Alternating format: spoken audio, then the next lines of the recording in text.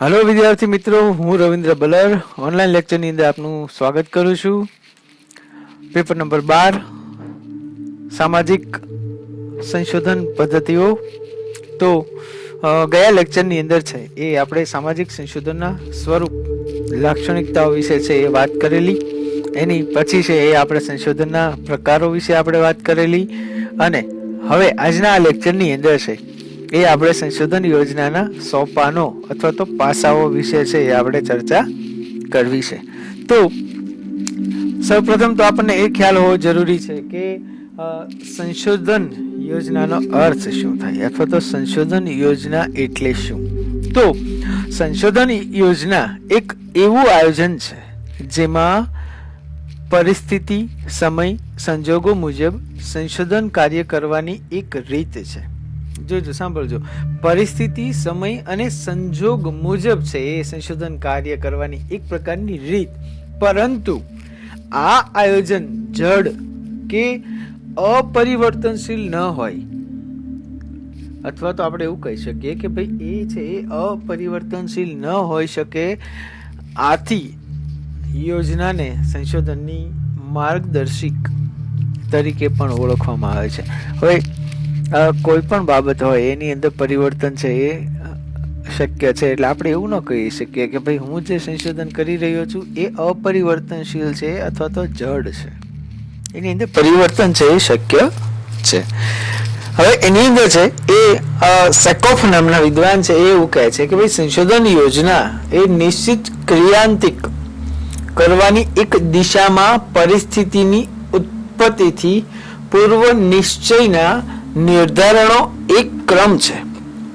આ એક સંભવિત સ્થિતિ નિયંત્રણમાં લાવવાની દિશામાં એક નિશ્ચિત પૂર્ણ ક્રમ છે। હવે એ એવું કહે છે, ટૂંકમાં આપણે એવું કહીએ કે એક નિર્ધારિત ક્રમ છે અને એ ક્રમની અંદર છે એ ઉન્નતિ કરે છે। એ પરિસ્થિતિની ઉત્પત્તિથી એ પૂર્વ નિશ્ચિતતા એની અંદર છે એ જોવા મળે છે। એટલે આપણે એવું પણ કહી શકીએ, જો સાદી ભાષામાં આપણે એવું કહીએ તો એક પ્રકારનું આયોજન આપણે જેને કહીએ છીએ, તો એની વાત અહીંયા કરી છે। ત્યારબાદ છે કે યોજના એક નિશ્ચિત ક્રમ છે।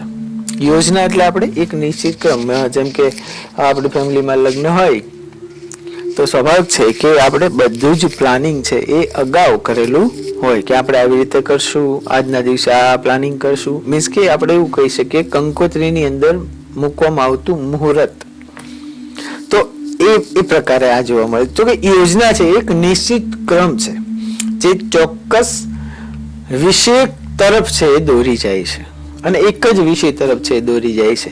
એટલે પરિસ્થિતિ બદલાય છતાં નિર્ધારિત દિશામાં હેતુઓની સુસંગત રહીને છે એ કાર્ય કરવાની એક રીત છે। જો પરિસ્થિતિ બદલાયા કરે છે, પરિસ્થિતિ કઈ કોઈના હાથની વાત છે નહીં, એ ભલે બદલાયા કરે પણ છતાંય તે એક નિર્ધારિત દિશા તરફ છે એ જાય છે। નિર્ધારિત દિશા છે, એનો એક હેતુ છે એ નિશ્ચિત હોય છે અને એ પ્રકારે જ કાર્ય કરે છે અને એને આપણે છે એ સંશોધન યોજના તરીકે છે ઓળખાવી શકીએ। હવે એના કેટલાક સોપાનો છે, કેટલાક પાસાઓ છે, કુલ પાસા છે એ 7 જોવા મળ્યા છે।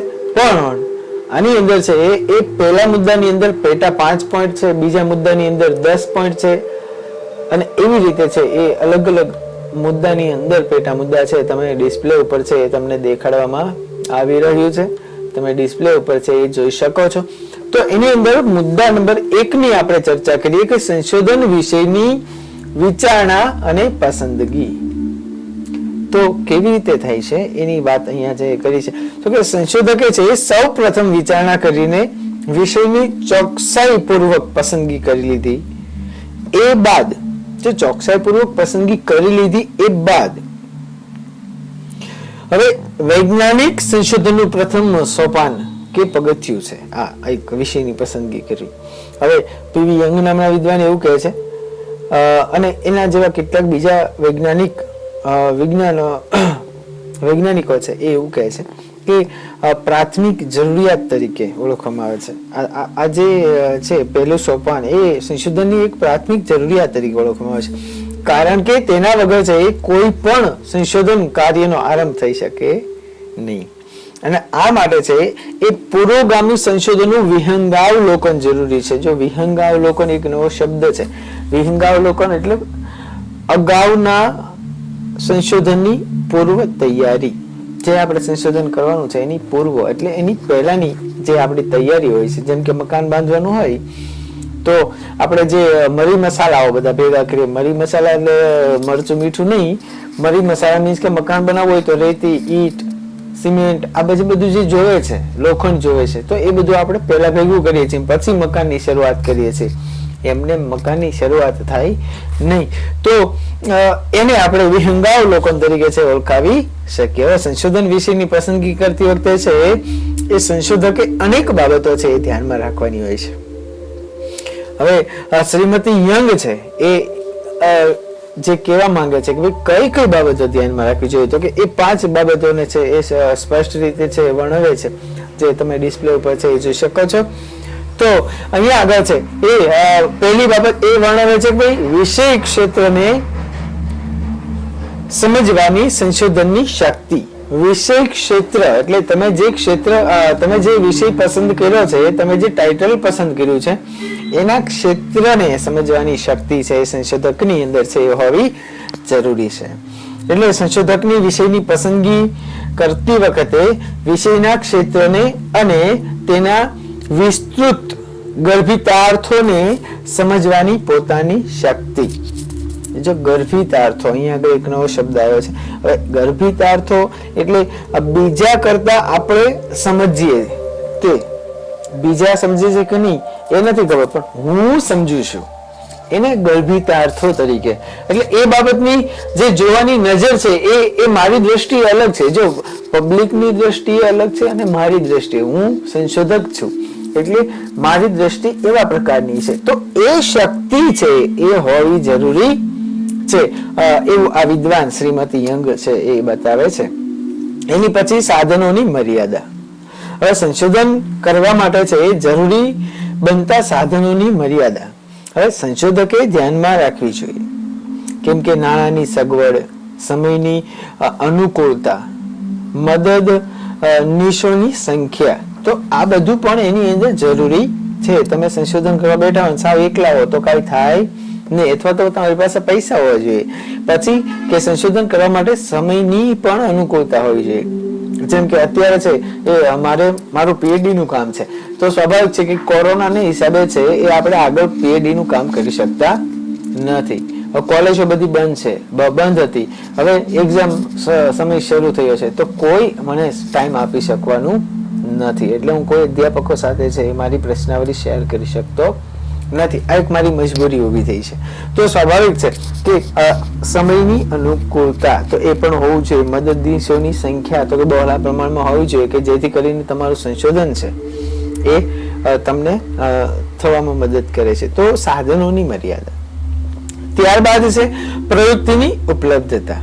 તો કે જે વિષય પસંદ કરવાનો હોય તે વિષય અંગે માહિતી એકત્ર કરવા માટેની પ્રવૃત્તિ ઉપલબ્ધ હોવી જોઈએ. કે ભાઈ તમે માહિતી છે કેવી રીતે પ્રાપ્ત કરવાના છો, કેવી રીતે છે એ મેળવવાના છો, તો એ આપણી પાસે એની ઉપલબ્ધતા છે એ હોવી જોઈએ. કેમ તો કે પ્રવૃત્તિઓ છે એ ઉપલબ્ધ છે કે નથી. એટલે પ્રશ્નાવલી, મુલાકાત, જે કઈ પણ પદ્ધતિ હોય, જો આ બધી પદ્ધતિ છે કે ઐતિહાસિક પછી તુલનાત્મક, તો આ બધી જે છે એ પ્રયુક્તિઓ છે. તો સ્વાભાવિક છે કે તમે કઈ પદ્ધતિ અપનાવો છો, તો કે પ્રશ્નાવલી પદ્ધતિ. હવે પ્રશ્નાવલી પદ્ધતિ પણ એની અંદર પણ અનુસૂચિ પ્રશ્નાવલી, મુલાકાત પ્રશ્નાવલી અથવા તો ખાલી મુલાકાત, તો એવી ઘણી બધી પ્રકારની છે એ પ્રયુક્તિ હોય છે. તો એમાંથી તમે કઈ અપનાવવાના છો, તો કે પોતાના વિષય અંગેની માહિતી એકત્ર કરવા માટે છે એ જે પર્યાપ્ત છે અથવા તો પર્યાપ્ત છે કે કેમ તે સંશોધકે છે ધ્યાનમાં રાખવું જોઈએ. એટલે પ્રયુક્તિની ઉપલબ્ધતા એ અહીંયા છે એ અનિવાર્ય છે. ત્યારબાદ છે પ્રમાણભૂત અને વિશ્વસનીય માહિતી મળવાની સંભાવના. એક છે કે ભાઈ જે વાસ્તવિકતા ઉપર તમે અભ્યાસ કરવા જઈ રહ્યા છો તો એ વાસ્તવિક ઘટનાઓ વિશે માહિતી મેળવવાની જરૂર બને છે. આથી પ્રમાણભૂત અને વિશ્વસનીય માહિતી મળવાની સંભાવના કેટલા અંશે છે તે પણ સંશોધકે ધ્યાનમાં રાખવું જોઈએ. સંશોધકે બહુ બધી બાબતો છે એ ધ્યાનમાં રાખવી પડે કે ભાઈ તમે જે વિષય પસંદ કર્યો છે એ વિષયમાં શું તમને સાચી માહિતી પ્રાપ્ત થશે ખરી, તો એ બાબત પણ અહીંયા મહત્વની છે એ જોવા મળે છે. અથવા તો જે ઉત્તરદાતા છે તમને જે માહિતી આપશે શું એ સાચી જ આપશે, તો એ બધી બાબતો છે અહીંયા ધ્યાનમાં રાખવા જેવી છે. ત્યારબાદ છે સંશોધન ક્ષેત્રની હદ મર્યાદા.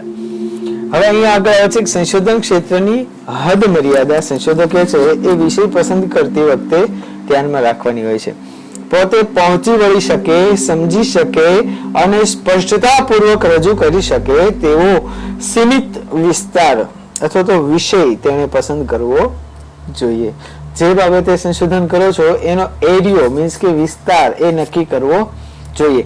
તો કે ભાઈ આપણે ભાવનગરને લેવો છે અથવા તો ભાવનગરના તાલુકા 4 તાલુકા લેવા છે અથવા તો એક તાલુકાના બધા જ ગામ લેવા છે કે પછી એક ગામના 5 કુટુંબ લેવા છે, તો એ આપણા ઉપર છે, એ વિસ્તાર છે. તો એ ક્ષેત્ર આપણું છે, અભ્યાસનું ક્ષેત્ર, તો એની મર્યાદા છે એ નક્કી કરવી જરૂરી છે. તો પીવી યંગ છે એ 5 બાબતો છે એ અહીં આગળ છે એ બતાવે છે. ત્યારબાદ આપણે મુદ્દા નંબર 2 ની અંદર જઈએ તો કે મુદ્દા નંબર 2 એટલે સંશોધન યોજના. જો આની પહેલાનો મુદ્દો હતો સંશોધન વિષય અંગે વિચારણા અને પસંદગીનો હતો. હવે શું આવે છે તો કે સંશોધન યોજના. હવે સંશોધન યોજનાની અંદર હવે આ એક વૈજ્ઞાનિક રીતે છે એ સંશોધન કરવા માટે છે એ સંશોધકે પોતાના બનાવવાનું એક જરૂરી છે. સંશોધકે એક યોજના બનાવવાનું છે એ જરૂરી છે. બીજી રીતે જો આપણે કહીએ તો સંશોધન યોજના એ સંશોધન કાર્યને દિશા સૂચન કરવા માટેનું એક તાર્કિક અને આયોજિત સાધન છે. સંશોધન યોજના મીન્સ કે આયોજન એટલે એ છે એની પૂર્વ તૈયારી છે એ હોવી જરૂરી છે. જો તમારી પૂર્વ તૈયારી નથી હોતી તો તમે કોઈ પણ પ્રકારે સંશોધન તરફ છે એ આગળ વધી શકતા નથી. અહીંયા આગળ યંગ નામના વિદ્વાન છે એવું કહે છે કે જેમાં બિલકુલ માર્ગાંતર ન થાય તેવી તદ્દન ચોક્કસ અને ચુસ્ત સંશોધન યોજના ભાગ્યે જ હોય છે. માર્ગાંતર એટલે બીજા માર્ગ ઉપર ન જતી રહે એવી ચોક્કસ અને ચુસ્ત બહુ ઓછી એવી યોજના હોય છે. પણ સંશોધન યોજના છે એક કામ ચલાવ પ્લાન છે. જેમ જેમ આપણે સંશોધન કાર્ય આગળ વધતું જાય એવી રીતે સંશોધન વિષયના નવા નવા પાસાઓ છે આપણી સમક્ષ ખુલતા જતા હોય છે. નવી પરિસ્થિતિ છે આપણી સામે ઉદ્ભવતી હોય છે. નવી કડીઓ છે એ આપણને પ્રકાશ આપતી હોય છે. નવા નવા માર્ગો છે એ ખુલતા હોય છે. એટલે સંશોધન યોજના ઘડવા માટે છે એ તે નિર્ણયો લેવા હોય, જે કંઈ પણ નિર્ણયો લેવા હોય તેમાં શું, ક્યાંથી, ક્યારે, કેટલું, ક્યાં સાધનથી, કેવી રીતે, ક્યાં સમયે, આવા કેટલા બધા પ્રશ્નો છે એ વિચારી લેવા જરૂરી છે. હવે પીવી યંગ નામના વિદ્વાન છે એના પણ ઘડતર સંશોધન યોજનાને કેવી રીતે ઘડવી જોઈએ એની વિશે છે એ આગળ ચર્ચા કરે છે. તમને મુદ્દાઓ છે ડિસ્પ્લે ઉપર દેખાઈ રહ્યા છે. એમાં પહેલો મુદ્દો છે માહિતીના સ્ત્રોત. તો કે સંશોધન વિષય ક્ષેત્રના હેતુ અને પ્રકારના આધારે સંશોધકે પોતાની સંશોધન યોજનામાં માહિતીના સ્ત્રોત પસંદ કરી લેવાના હોય છે. સામાન્ય રીતે છે માહિતીના સ્ત્રોત છે 2 પ્રકારના હોય છે. પેલું તો કે દસ્તાવેજીય સ્ત્રોત અને ક્ષેત્રીય સ્ત્રોત. તમે છે એ SY ની અંદર છે એ ભણી ચૂક્યા છો. તો આ 2 છે, 2 સ્ત્રોત આપણી પાસે હોય છે કે તમારે દસ્તાવેજીય કરવું છે કે ક્ષેત્રીય કરવું છે, કે તમારે પુસ્તકોમાંથી તમારે સંશોધન કરવું છે કે જે તે ક્ષેત્ર ઉપર જઈ અને તમારે સંશોધન કરવું છે. તો આ બંને ક્ષેત્રમાંથી એક ક્ષેત્ર નક્કી કરી અને પછી તમારે માહિતી પ્રાપ્ત કરવાની હોય છે. ત્યારબાદ છે બીજો મુદ્દો તો કે સંશોધન અભ્યાસનું સ્વરૂપ. હવે પોતાનો અભ્યાસ એ આંકડાશાસ્ત્રીય સ્વરૂપનો છે, વ્યક્તિ તપાસ સ્વરૂપનો છે, તુલનાત્મક સ્વરૂપનો છે કે આ બધાના મિશ્રણ સ્વરૂપનો છે તે દર્શાવવું જોઈએ. સમય અને શક્તિની મર્યાદાને કારણે છે અભ્યાસનું ચોક્કસ સ્વરૂપ છે એ પહેલેથી નિર્ધારિત કરી લેવું જોઈએ. પછી છે એ આપણે 6 મહિનામાં સંશોધન કરવાનું હોય અને 6 વર્ષ વહી જાય તો સંશોધન ન થાય એવું આપણે સ્વરૂપ છે એ પસંદ કરાય નહીં. એટલે સ્વરૂપ પસંદ કરવું છે એ જરૂરી બને છે. ત્રીજો મુદ્દો છે સંશોધન અભ્યાસના હેતુઓ. હવે કેટલાક અભ્યાસો છે એ વર્ણનાત્મક માહિતી એકઠી કરવાના હેતુ વાળા હોય છે. વર્ણનાત્મક માહિતી. કેટલાક અભ્યાસો છે એ સમસ્યાનું નિવારણ કરવા માટેના હોય છે. ત્યારબાદ કેટલાક અભ્યાસો છે એ સમસ્યાનું નિવારણ કરવાના હેતુ વાળા, એ ઉપરાંત એમાંથી ઉકેલ લાવવાના હોય છે. અભ્યાસોમાં કેટલાક પ્રકારના અભ્યાસો સ્પષ્ટીકરણ માટેના હોય છે અથવા તો સિદ્ધાંતો સ્થાપવા માટેના હોય છે. સિદ્ધાંત ઉપર પ્રકાશ પાડવા માટેના હેતુ હોય છે. ટૂંકમાં સંશોધકે પોતાના અભ્યાસના હેતુઓ પણ સંશોધન યોજનામાં સ્પષ્ટ કરવા જરૂરી છે કે ભાઈ હું છે એ આ કારણોસર સંશોધન કરું છું, મારો મુખ્ય હેતુ, મારો ગોલ છે એ શું મેળવવાનો છે, તો એ મેળવવાનો છે એ આની અંદર દર્શાવવું જરૂરી છે. કે ભાઈ મારે છે એ ગરીબી, તો કે ગરીબીને કારણે છે મૃત્યુદરનું પ્રમાણ વધે છે, ગરીબની અંદર અપરાધનું પ્રમાણ છે વધારે છે, એટલા ઉપર શું છે ખરેખર ગરીબી શું છે, તો એના ઉપર મારે અભ્યાસ કર્યો, તો આ એના હેતુઓ છે, તો એ દર્શાવવાની અંદર છે જરૂરી બને છે. ત્યારબાદ છે આપણે ચોથા મુદ્દા ઉપર જઈએ છીએ, સામાજિક, સાંસ્કૃતિક, ઐતિહાસિક સંદર્ભની સ્પષ્ટતા. હવે સંશોધકે છે એ સંશોધન યોજનામાં સ્થળનો સામાજિક સાંસ્કૃતિક સંદર્ભ ઉલ્લેખો જરૂરી બને છે. સામાજિક સાંસ્કૃતિક સંદર્ભની સાથોસાથ સામાજિક ઘટનાને એ યોગ્ય પરિપ્રેક્ષ્યમાં સમજવા માટે ઐતિહાસિક સંદર્ભ લક્ષ્યમાં લેવો આવશ્યક બને છે. તમે માની લો કે ભાઈ ભાવનગરનો અભ્યાસ કરો છો, તો ભાવનગરનો ઇતિહાસ છે એ તમારે પહેલા તો જાણવો પડે, તો એ પણ આની અંદર છે દર્શાવવો પડે છે. એટલે સંશોધન યોજના એક એવી વસ્તુ છે કે જેની અંદર છે ઉપરના 4 મુદ્દા, ઉપરના જે મુદ્દા છે 3 મુદ્દા એ તો તમારે દર્શાવવા પડે, પણ અહીંયા સામાજિક, સાંસ્કૃતિક, ઐતિહાસિક નો સંદર્ભ પણ છે એ દર્શાવવો પડે છે. ત્યારે છે તમારી આ યોજના છે સફળ બને છે અથવા તો યોજના છે આગળ વધે છે. ત્યારબાદ ભૌગોલિક વિસ્તારની સ્પષ્ટતા. જો 5મો મુદ્દો છે ભૌગોલિક વિસ્તારની સ્પષ્ટતા. જે ભૌગોલિક વિસ્તારમાં સંશોધન કરવાનું હોય તે અંગેનું વિધાન કરવાનું જરૂરી ગણાય છે. આ અંગેની સ્પષ્ટતા કરવાથી સંશોધન ક્ષેત્રની હદ મર્યાદા નિર્ધારિત બને છે. ભૌગોલિક વિસ્તારની સ્પષ્ટતા કે ભાઈ તમારે છે એની અંદર સ્પષ્ટતા કે ભાઈ આ એક આખો વિસ્તાર છે, આ એક ક્ષેત્ર છે, એ મારે આની અંદર લેવાનું છે. એટલે તમે જે ક્ષેત્રની પસંદગી કરી છે એની હદ મર્યાદા છે એ અહીંયા તમારે બતાવવી જરૂરી છે. એનું એક સ્પષ્ટીકરણ કરી નાખવાનું કે ભાઈ ભાવનગર છે તો ભાવનગરના અમુક એરિયા, જેમ કે વિજયરાજ છે, ઇસ્કોન છે, તો કે આવી રીતે કાળિયાબીરી છે, તો એવી રીતે છે એ અમુક એરિયા, તો આ જો આ હદ થઈ ગઈ કે ભાઈ એટલા જ વિસ્તાર, આખું ભાવનગર, તો આખું ભાવનગરને તો તમે કેટલી વસ્તી છે, તો એનું આપણે સહીશું, તો આ એક હદ મર્યાદા થઈ. ત્યારબાદ છે સમયનો અંદાજ, તો કે કેટલો સમય લાગશે સંશોધન આપણે કાર્ય જે શરૂ કર્યું છે, તો કે સંશોધન કાર્યને કેટલો સમય લાગશે એનો અંદાજ કાઢીને તે અંગેની સ્પષ્ટતા છે એ આ યોજનાની અંદર છે એ આપણે મૂકવી પડે કે ભાઈ મારે છે 6 મહિના લાગશે અથવા તો અલગ અલગ આખું સંશોધન છે એની અંદર કયા વિભાગની અંદર કેટલી વાર લાગશે, તો એની સ્પષ્ટતા છે એ અહીંયા કરવી જરૂરી બને છે. તો એને છે એ અહીંયા આપણે સ્પષ્ટ રીતે બતાવવી પડે. ત્યારબાદ છે અભ્યાસના પરિણામો, તો કે અભ્યાસ માટે છે કેટલાક કિસ્સાઓની નિરીક્ષણ કરવાનું છે, તે બાબત પણ સંશોધન યોજનામાં છે એ સ્પષ્ટિક કરવી છે એ જરૂરી છે.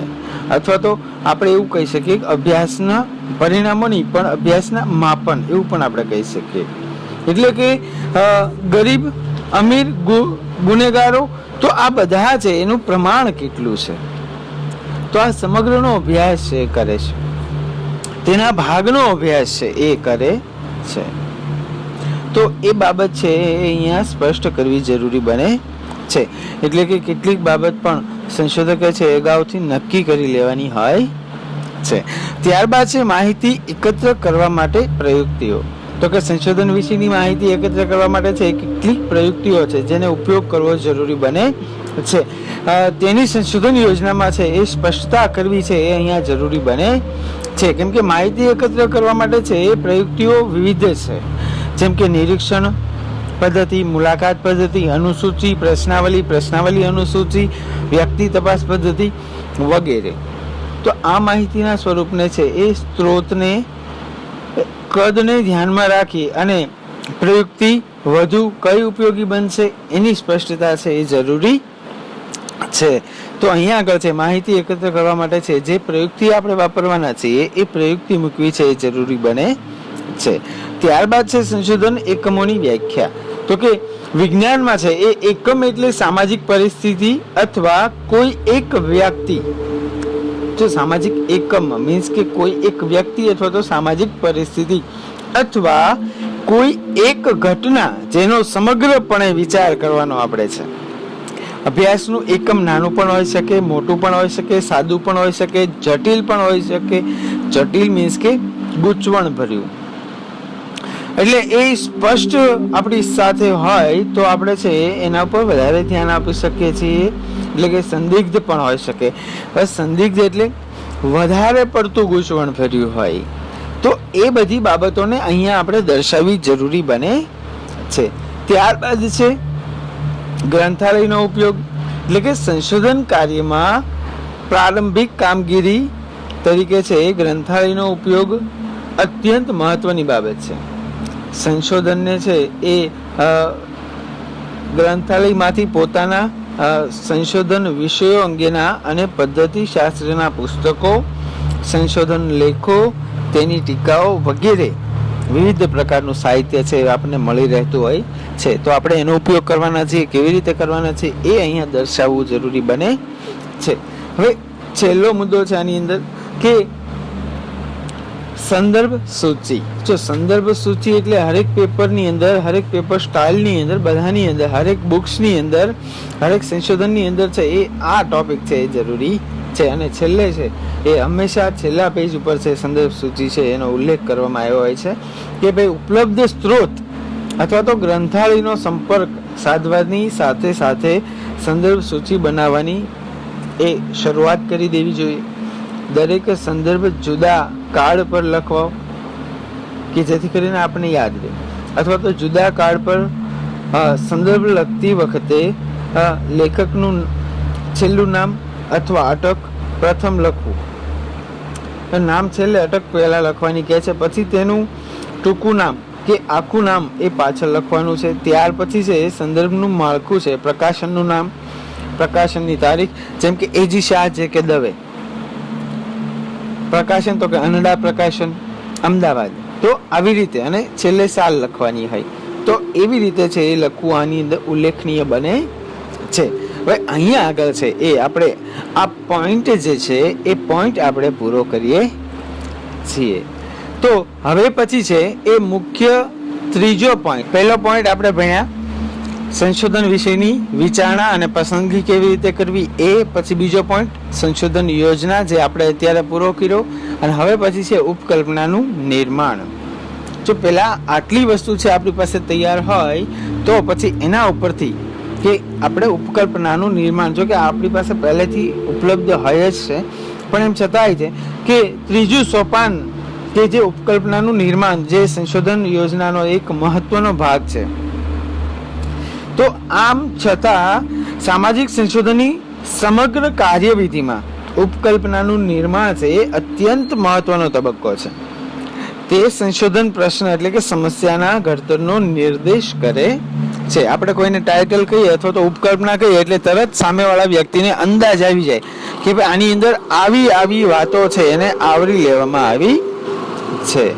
એટલે ભૂતકાળમાં પણ આવી જ પરિસ્થિતિ જેના પર છે સંશોધનો કરવાનું છે તેવી પરિસ્થિતિઓ, તો એ બધી પરિસ્થિતિઓ સર્જાવા માટે જે પરિબળો કારણભૂત મનાતા હોય એવા પરિબળો છે એ પૂર્વ અનુભવના આધારે છે જુદા તારવીને તેમની વચ્ચે છે સહસંબંધ અંગેનું સંશોધન પ્રશ્નરૂપ વિધાન એક ટૂંકમાં આપણે એવું પણ કહી શકીએ કે આ એક એવું વાક્ય છે કે એક કામ ચલાવ વાક્ય છે કે જેની હજી ચકાસવાનું બાકી છે, મીન્સ કે સંશોધન કરવાનું બાકી છે. એવું એક કામ ચલાવ સાધન અથવા તો એવું એક કામ ચલાવ બાબત કે જેને આપણે શું કહીશું તો કે ઉપકલ્પના. ત્યારબાદ છે મુદ્દા નંબર 4, માહિતી એકત્રીકરણની પ્રયુક્તિની પસંદગી. તો કે માહિતી એકત્રીકરણ અથવા તો પૃથ્થકરણ, વર્ગીકરણ પણ આપણે એને કહી શકીએ છીએ.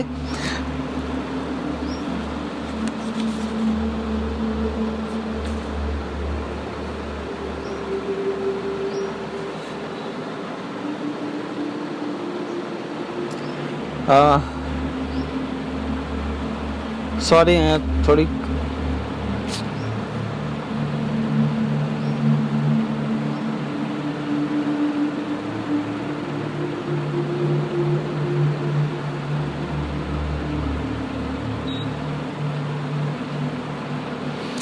ત્યારબાદ મુદ્દા નંબર 4 છે માહિતી એકત્રીકરણની પ્રયુક્તિની પસંદગી. એટલે કે માહિતી એકત્ર કરવાની પ્રયુક્તિની પસંદગી એ તો કે ઉપકલ્પનાનું નિર્માણ કર્યા પછી તેની ચકાસણી કરવા, વિશ્વસનીય અને આધારભૂત માહિતી એકત્ર કરવા માટે એ પ્રયુક્તિની પસંદગી કરવાની હોય છે. હવે પ્રયુક્તિની પસંદગી કરતી વખતે છે સંશોધકે પોતાની ઉપકલ્પનાનું ક્ષેત્ર એટલે કે અભ્યાસનું વિષય, તો કે માહિતીના સ્ત્રોત, માહિતીનું સ્વરૂપ, માહિતીનું ફલક વગેરે ઘણી બધી બાબતોને ધ્યાનમાં રાખવી જોઈએ છે.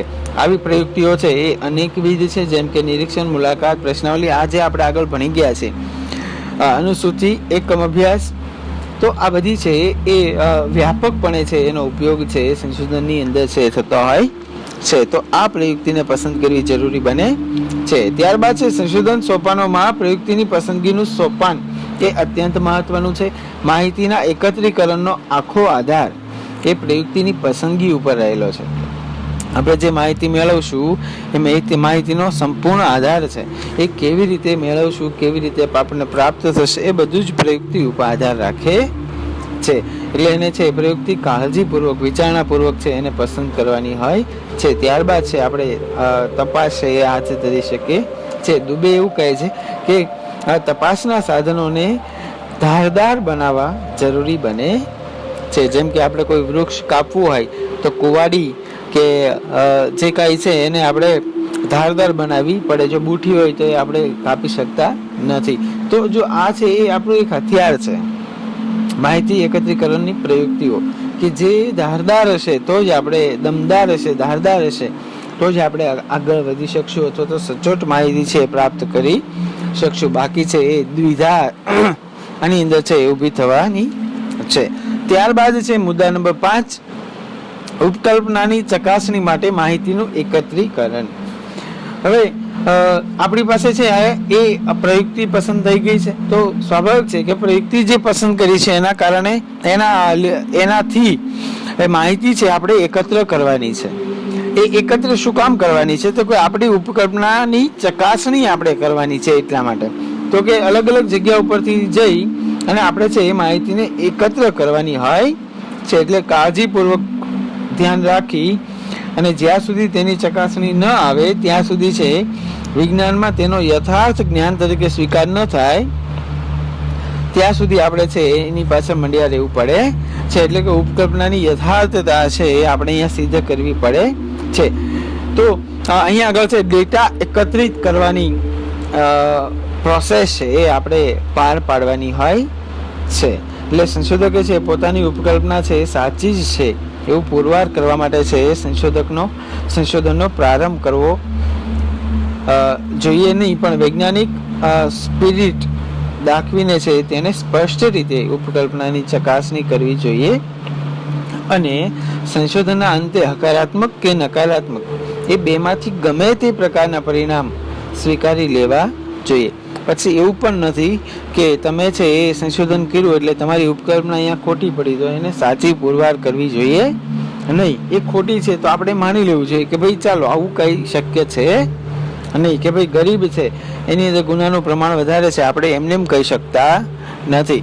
એ છેલ્લે આપણને ખબર પડે છે કે અભ્યાસ થઈ જાય ત્યારબાદ આપણને ખબર પડે કે ભાઈ હા, આ તારણ જે હું માનતો હતો એ તારણ છે એ મારું ખોટું પડે છે. આની અંદર બહુ બધા વિદ્વાનોએ વાત કરી છે, પણ આપણે એટલી બધી ડિટેલની અંદર છે એ વાત કરતા નથી. ત્યારબાદ આવે છે માહિતી પૃથ્થકરણ અને વર્ગીકરણ. તો કે વૈજ્ઞાનિક પ્રયુક્તિનો ઉપયોગ કરીને સંશોધક માહિતી મેળવે છે. તેની હકીકતોનું પૃથ્થકરણ અને વર્ગીકરણ કરવામાં ન આવે તો તેમની વચ્ચે છે એ સંબંધ સમજી શકાય નહીં. એટલા માટે છે જે માહિતી પ્રાપ્ત થઈ છે એનું વર્ગીકરણ અને પૃથ્થકરણ કરવામાં એ પણ કેવી રીતે, તો કે વૈજ્ઞાનિક સિદ્ધાંત કે તારણને આધારે એને છૂટી પાડવામાં આવે છે. માહિતીને બિનજરૂરી માહિતી છે એને જુદી પાડવામાં આવે છે.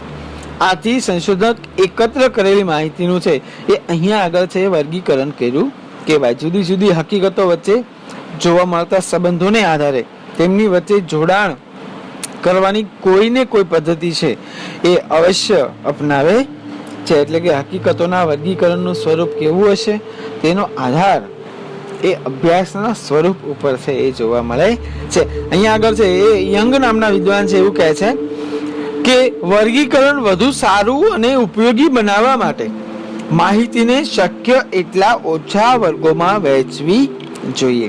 કારણ કે એકમો જેટલા ઓછા હશે તેટલે અંશે માહિતીનો અર્થ વધારે સરળતાપૂર્વક ધ્યાન પર લાવી શકાશે અથવા તો સરળતાપૂર્વક ધ્યાન પર આવી શકશે. એટલે કે એકઠી કરેલી માહિતીમાં જે સમાનતા અને વિભિન્નતા જોવા મળતી હોય તે આધારે તેનું વર્ગીકરણ કરવું જોઈએ.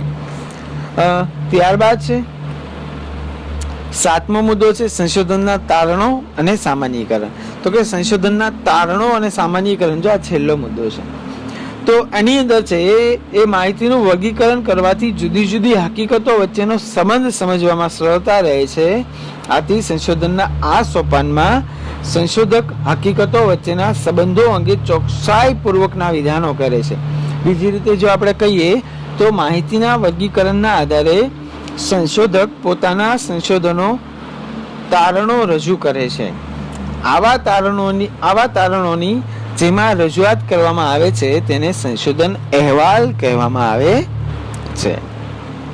કે વ્યક્તિ છે છૂટી છવાઈ જે બાબતો દર્શાવી છે આપણે સંશોધનની અંદર એને એક લીટીની અંદર છે જોડવાનો પ્રયાસ કરવામાં આવે છે. 5, 10 કે 25 તારણો તારવવામાં આવે છે કે ભાઈ મેં જે સંશોધન કર્યું છે એની અંદર મૂળ વાત છે એ આ આવી છે અથવા તો આ સંશોધન છે એ આ કહેવા માંગે છે. તો સ્વાભાવિક છે કે ત્યાં આગળ છે આપણને આખા સંશોધનનો સારાંશ છે આપણને મળી રહે છે. આપણે આખું થીસીસ વાંચવાની જરૂર પડતી નથી, પરંતુ આપણે છે એ તારણો અહેવાલ આખો વાંચી લઈએ તો આપણને છે એ મૂળ સંશોધન કેવા પ્રકારનું રહ્યું, એની અંદર શું રહ્યું, શું તારણ આવ્યું અથવા તો શું એનો અંત આવ્યો, એ બધી માહિતી છે આપણને અહીંયા આગળથી છે એ પ્રાપ્ત થઈ શકે છે. તમે લોકો જ્યારે કોલેજે જાઓ અથવા તો કોઈ મોટી લાઇબ્રેરીમાં જાઓ તો એની અંદર છે એ કોઈના સંશોધન એમફિલના હોય, પીએચડીના હોય કે પછી એમએસડબલ્યુના હોય, બીએસડબલ્યુના હોય, કોઈ પણ સંશોધનો હોય તો એ સંશોધનો ચેક કરજો. એની પહેલાં તો છે એ ઇન્ડેક્સ અનુક્રમણિકા ચેક કરજો. એની પાછળ છે એ હંમેશા તારણો અને અહેવાલો છે એ હોય છે એ ચેક કરજો, એ વાંચી લેજો અને ટાઇટલ વાંચજો એટલે તમને છે એ આખા સંશોધનનો ખ્યાલ છે એ આપણને મળી આવશે. અહીંયા આગળ છે આપણે આજનો લેક્ચર છે એ આપણે પૂરો કરીએ છીએ. હવે આવતા લેક્ચરની અંદર છે સંશોધન યોજના એટલે કે વૈજ્ઞાનિક પદ્ધતિના સોપાનો છે એ આપણે તપાસવાના છે. તો અહીંયા આગળ આપણે આ લેક્ચર પૂરો કરીએ છીએ. આગળના લેક્ચરની વિડીયોની લિંક છે એ નીચે ડિસ્ક્રિપ્શનની અંદર છે આપેલી છે, તમે એ જોઈ શકો છો. Thank you.